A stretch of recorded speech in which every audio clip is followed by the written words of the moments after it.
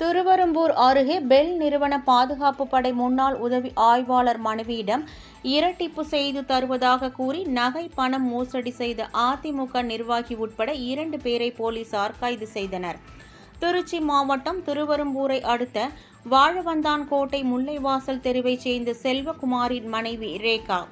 Bell நிறுவன பாதுகாப்பு படை உதவி ஆய்வாளராக இருந்த செல்வகுமார் கடந்த 2017ஆம் ஆண்டு காலமானதை அடுத்து அவருடைய PF உள்ளிட்ட பண பலன்கள் ரேகாவிற்கு கிடைத்தது.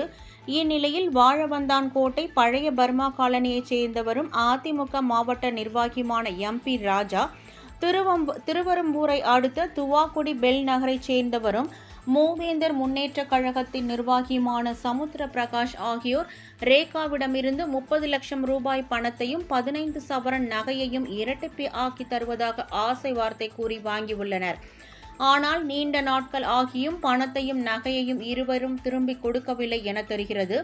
இது குறித்து ரேகா பலமுறை கேட்டும் பணத்தையும் நகையையும் கொடுக்காமல் அவரை தாக்கியதோடு இருவரும் கொலை மிரட்டல் விடுத்ததாக கூறப்படுகிறது. இது குறித்து ரேகா அளித்த புகாரின் பேரில் துவாக்குடி போலீசார் வழக்கு பதிவு செய்து ராஜா மற்றும் சமுத்திர பிரகாஷ் ஆகிய 2 பேரையும் கைது செய்து திருச்சி மத்திய சிறையில் அடைத்தனர்.